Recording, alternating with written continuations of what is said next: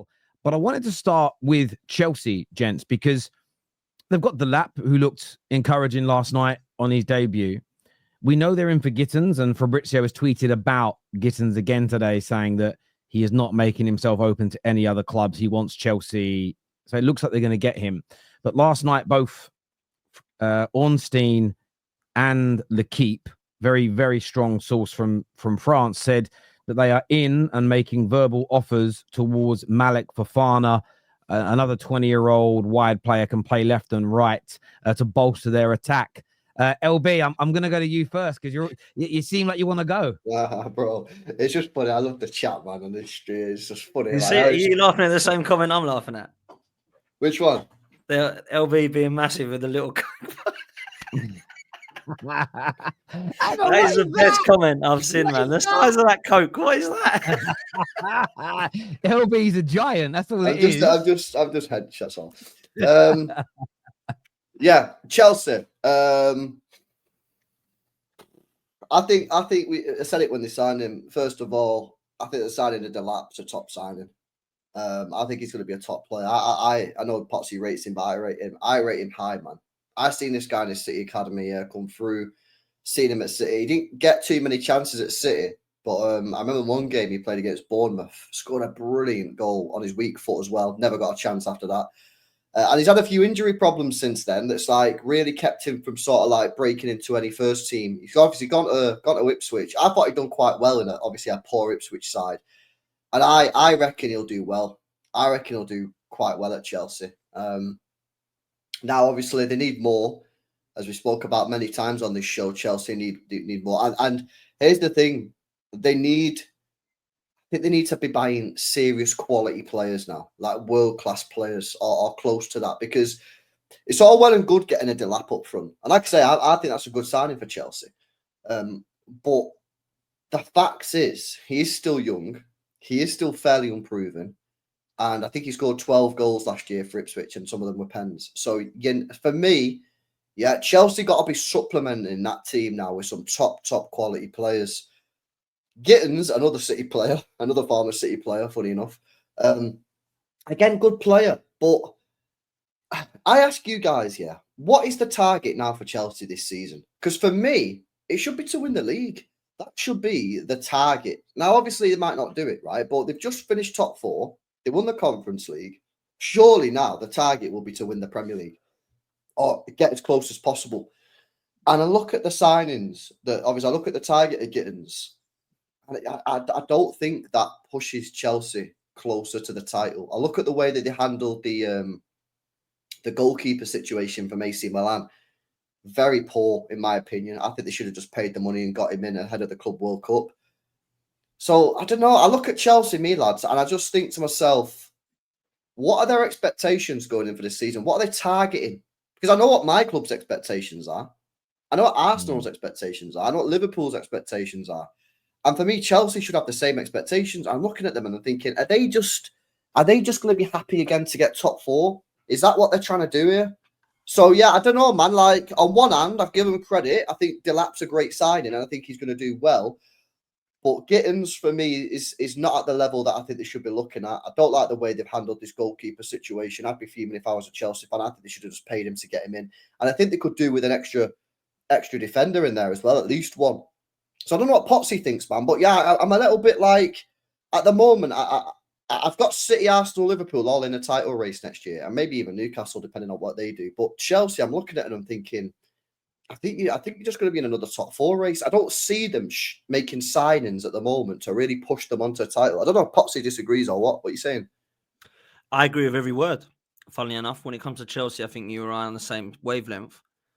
Is Liam Delap going to get Chelsea to a title? I don't think so. Is he a good signing? Yeah, pretty good. Jamie Gittins looks quite skillful and technically gifted, but is he going to be that guy that everyone frightened coming up against?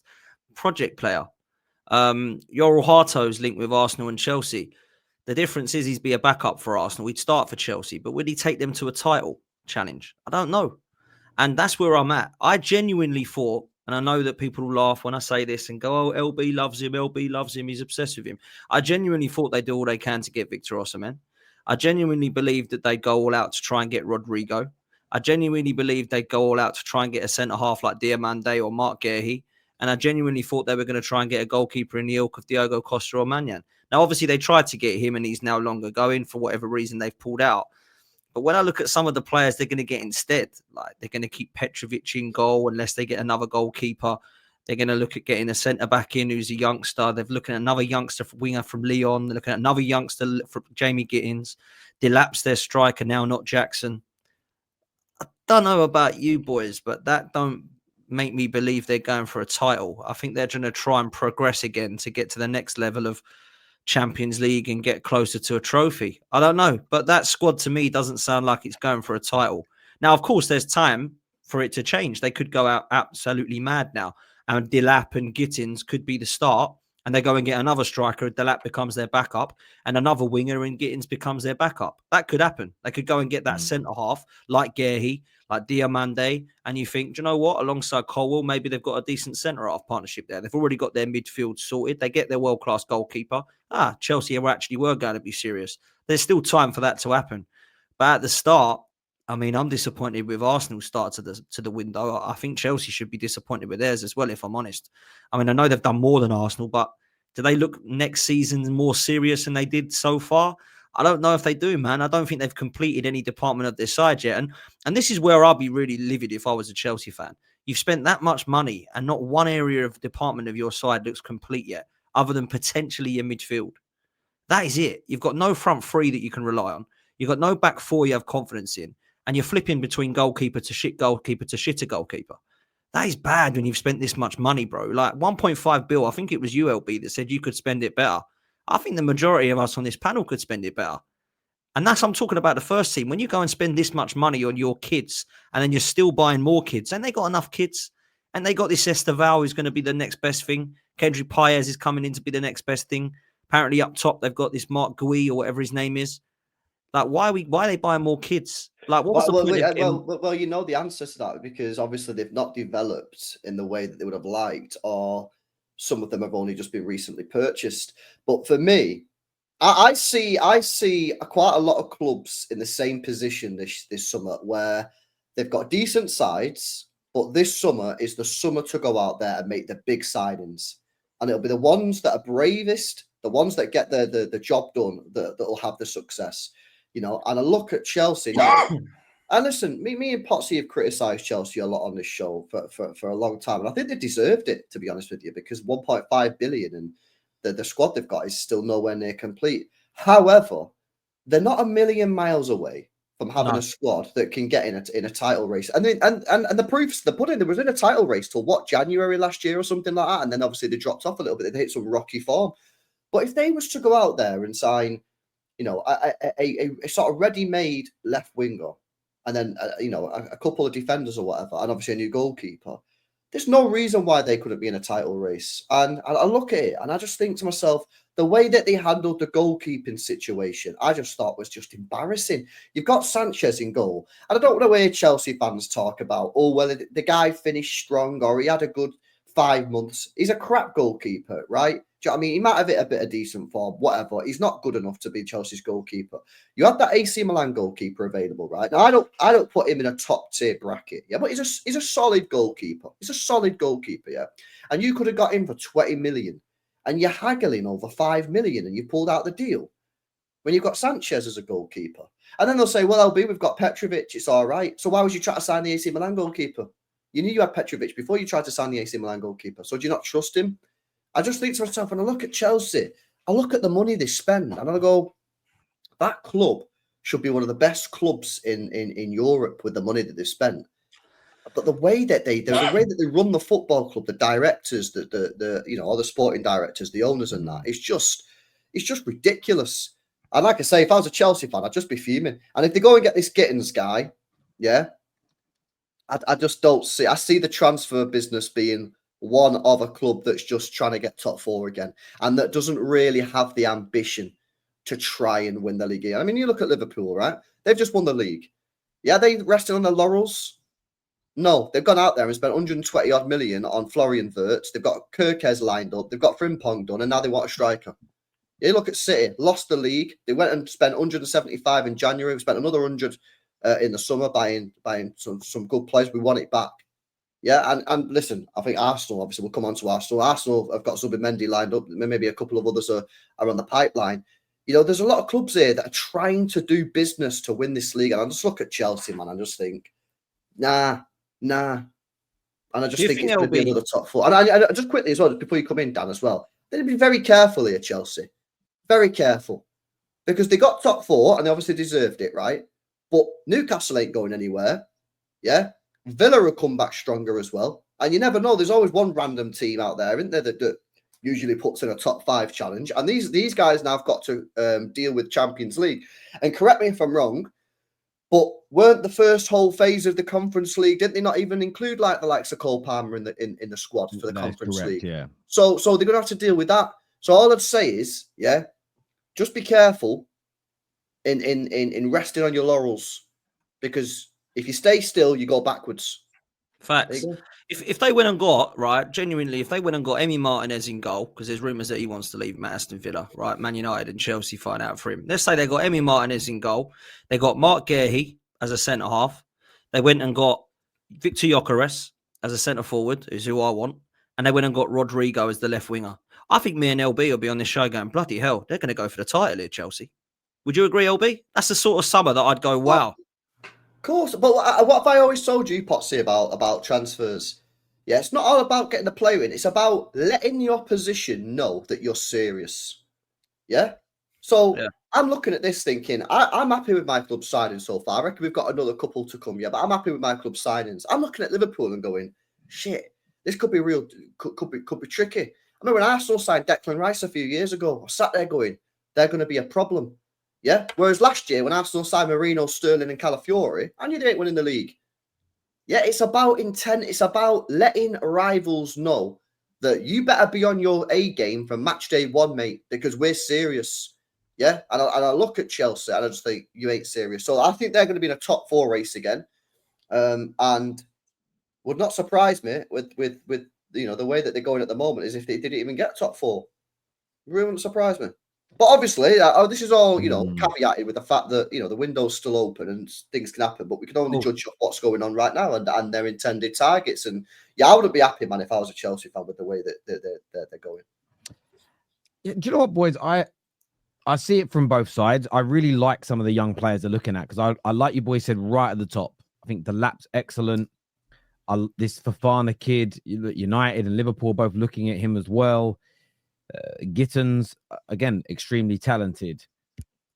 And a lot of Chelsea fans that are defending their approach are saying, and their view is, we don't want to risk the project with short-termism. So if we go and buy a couple of star names, like they tried to, I think they're a little bit scarred by that summer where they bought Aubameyang, Koulibaly, Sterling.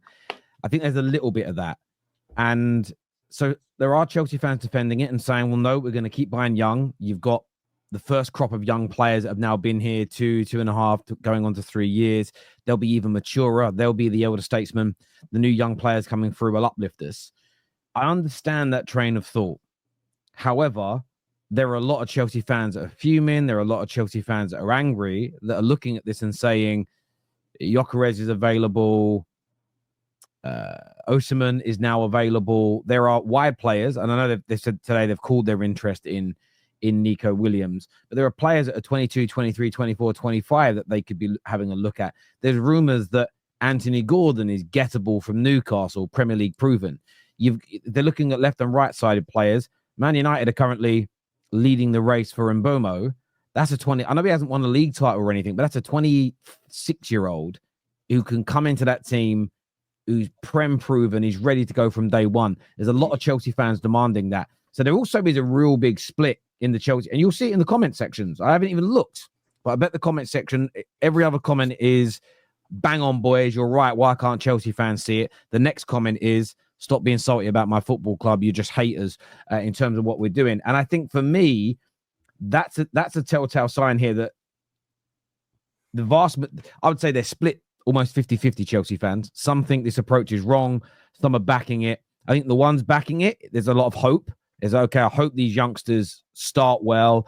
I hope that the Caicedos, the Enzos, the Palmers, that age group go up another level this year, because I do think they've got to be expected to challenge for the league title. I think anything other than challenging, if they make top 4 again, great. They're in the Champions League. But if they don't push for it, if they sort of have a season like last year where they start well and then go through 2 or 3 months of absolute obscurity where they fall away from City, Liverpool, Arsenal, they're ahead of maybe the chasing pack of the top 4, but they don't really close the gap on them. It may feel like a little bit of a wasted season. Now, next year, the season after, they might be better because everybody's a year older. But I don't see why the one bit I can't get out of my head, even though I like the signings they're getting, surely there's some players. Mbeumo is one that I've mentioned. Anthony Gordon is another. And there are other players available around Europe, if you look into it. Just that little bit more experienced, a little bit more know-how that could just be a bit more consistent for you, because I don't think they're far away, Chelsea. I don't think they're a million miles away. I'm not praising them. No, exactly. And that's the point. But you just said something there, right, which isn't right, which is, I don't know if you're saying it yourself or you highlighting the point that some Chelsea fans make is when you've got a young team, oh, well, next year they'll be better. Yeah. That doesn't always happen, though, because young players, their performances are volatile. They don't go up in a linear every year like that. You go up and down, up and down. You look at Foden, for example. Up, and then last year, bang, down there. Now, hopefully, he'll go back up there again this year, from my point of view. But young players don't just get better and better and better like that. Otherwise, everyone, and I've always said this, if that was the case, all the best managers that have ever lived would never have signed experienced players. They would have all just signed a load of 18-year-olds, 19-year-olds, because they would have gone, 3 years, we'll have a bunch of 23-year-olds. We'll have them for the next decade. They'll all be the best players. They don't always go up like that. This is the FIFA thing. FIFA's corrupted people's brains into thinking that young players just get better and better. When was Palmer better? Was Palmer better last year or his first season? His first season obviously was better in his first season. So he started off like that, and then last year took a little bit of a dip as well. This is the thing when you just have young players. Their performances are volatile. They don't always just get better. You can't just have a group of young players everywhere. You've got to have some experience in there. And that's all I'm saying. I like the signing of Delap. I think it is risky. And obviously, if I was a Chelsea fan, I probably would have rather have had Osimhen. You know what I mean? But I do think it's a gamble worth taking with Delap, because I do think he's probably going to lead the line for England for the next decade. And I think he's got sky-high potential. But then the left winger, all right, then you've got the young striker. Let me supplement that attack with a little bit more of an experienced player. No, they're going to go and get another 22-year-old who's never kicked ball in the Premier League. And I just think it's too one-dimensional. It's too much driven by the youth. It's too much driven by the data. Do you know what I'm saying? And then obviously you've got Palmer in there as well, who's young. Enzo's still pretty young. I think he's only like 23 or 24. Caicedo's still. They've got such a young team that there's no surprise that they went through that dip in like December, January, whenever it was, when they went on a really bad run. Because they're young players, they struggle to dig themselves out of it. Don't get it twisted as well. Me and LB, like, for those that think we're being salty, don't get it twisted. You think me and LB want Chelsea to sign Osimhen, or we want Chelsea to sign Rodrigo? I'm hoping you don't. I'm hoping you go and get Gittins, and I'm happy you got Delap and not Osimhen or Gyökeres. And I don't want you to go and buy Mark Guehi at the back. I'd rather you go and get a young kid. I'd like you to go and get the young winger you're linked with. But I don't think that's going to take you to a title. So the people that are like, oh, you're just jealous of what we're doing, I'm really not, because you ain't doing much with kids. It's time to go and deliver the players that to get across the line now. Yeah, that's why I'm not really happy with our Arsenal going with youngsters. I don't want to go and buy another Brazilian winger. I want to go and get Rodrigo as a Brazilian winger, not one from the Corinthians who's 19. Yeah, I want to go and get the proper striker up top, whether it be Osimhen or Gyökeres or Julian Alvarez. That's the sort of player I want to be seeing, or Isak if we could dream. I don't want to see Sesko. I don't want to see a young like Jonathan David. So that's where I'm at. That's where I'm at.